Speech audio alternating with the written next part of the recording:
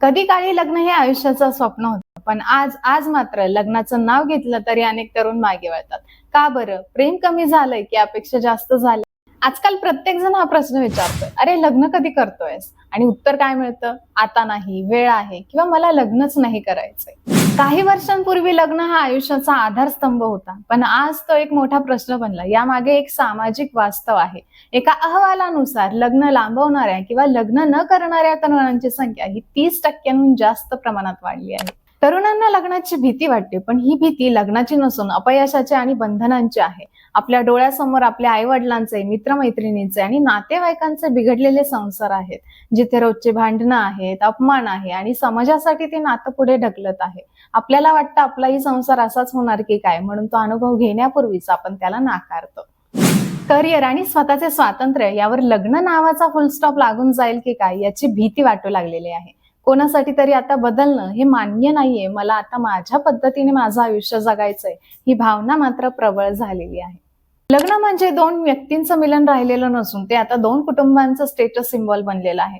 भव्य सोहळे, लाखो रुपयांचा खर्च पाहून तरुण विचार करतोय की इतका आर्थिक भार घेण्यापेक्षा मी माझ्या करिअरवर लक्ष का देऊ नये.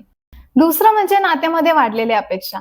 नवऱ्याने कमवावं, बायकोने घरातलं बघावं, हे साचेबद्ध नियम आजच्या पिढीला मान्य नाही. त्यांना समानता हवी आहे. आपण प्रत्येक गोष्ट गुगल करतो, 10 व्हिडिओज पाहतो आणि मग लग्नासारख्या मोठ्या निर्णयालाही 100 निकषांवर तपासतो. माझा पार्टनर परफेक्ट असेल का? मी त्याच्यासोबत आनंदी राहीन का? या प्रश्नांच्या अतिविश्लेषणामुळे आपली निर्णय घेण्याची क्षमता नाहीशी झालेली आहे. मित्रांनो, लग्नाकडे बंधन म्हणून पाहू नका. जेव्हा तुम्ही असा विचार करता की माझा पार्टनर माझ्यावर पूर्णपणे अवलंबून असेल, तेव्हा भीती वाटते. पण जेव्हा तुम्ही असा विचार करायला लागता की माझ्या आयुष्याच्या या प्रवासात माझा एक साथीदार असेल, तेव्हा आधार मिळतो. मग यावर उपाय काय? पळायचं थांबवा आणि संसाराची व्याख्या बदला. आपली पहिली चूक ही आहे की आपण आजही लग्न आई वडील आणि समाजाने ठरवलेल्या साच्यात बसवतोय. हे पहिलं बंद करा. नंबर 1, नात्याची व्याख्या बदला. लग्नाला कॉम्प्रोमाइज म्हणण्याऐवजी पार्टनरशिप म्हणा. आजची पिढी कॉम्प्रोमाइज करू इच्छित नाही, पण पार्टनरशिप नक्कीच करू शकते. तुमच्या पार्टनर सोबत बसून तुमचे करिअर प्लॅन्स, फायनान्शियल गोल्स आणि मी टाइम किती महत्वाचा आहे यावर स्पष्टपणे बोला.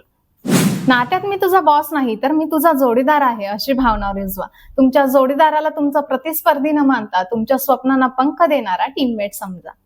नंबर 2, अपेक्षांचं ओझं कमी करा. तुम्ही परफेक्ट नाही आहात आणि तुमचा जोडीदारही परफेक्ट नाही आहे. त्यांचा जसा आहे तसा स्वीकार करा. जोडीदार शोधताना राम किंवा सीता शोधू नका. तुमच्या अपूर्णतेवर किंवा चुकांवर प्रेम करणारा माणूस शोधा. छोट्या छोट्या गोष्टींमध्ये आनंद शोधा. नात्याला रोजचा संवादच टिकवतो. लग्नापूर्वी किंवा लग्नानंतर मी कोण आहे आणि माझ्या गरजा काय आहेत हे जोडीदाराला स्पष्टपणे सांगा. आपल्या गरजा पूर्ण होतीलच असं नाही, पण रोजच्या जेवणातला एक घास प्रेमाने भरवणं किंवा जोडीदाराला कामातून आल्यानंतर एक ग्लास पाणी देणं, अशा छोट्या छोट्या गोष्टींमध्ये आनंद शोधा. नंबर 3, विश्वास ठेवा. रिस्क घेतल्याशिवाय कोणतंच यश मिळत नाही, तर लग्न यात वेगळं कसं असेल?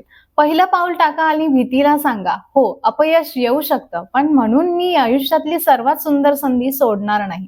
तुमच्या नात्यात विश्वास असायला हवा. जिथे विश्वास असतो तिथे बंधन नाही, तर आधार मिळतो. हा व्हिडिओ पाहणारे कितीतरी जण द्विधा मनस्थितीत असतील. मला तुमच्या मनातील विचार जाणून घ्यायचे आहेत. तुम्ही लग्नापासून का पळताय? तुमच्या मनातील खरी भीती काय आहे?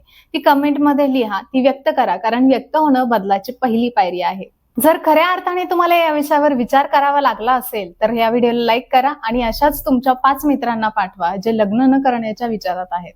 नात्यांना टाळू नका, तर त्यांना घडवा. आयुष्यात प्रेम आणि आधार या 2 गोष्टी खूप महत्वाच्या असतात. लक्षात ठेवा, नाती जपण्यासाठी मनाची श्रीमंती लागते, पैशांची नाही. भेटूया पुढच्या व्हिडिओमध्ये. तोपर्यंत धन्यवाद.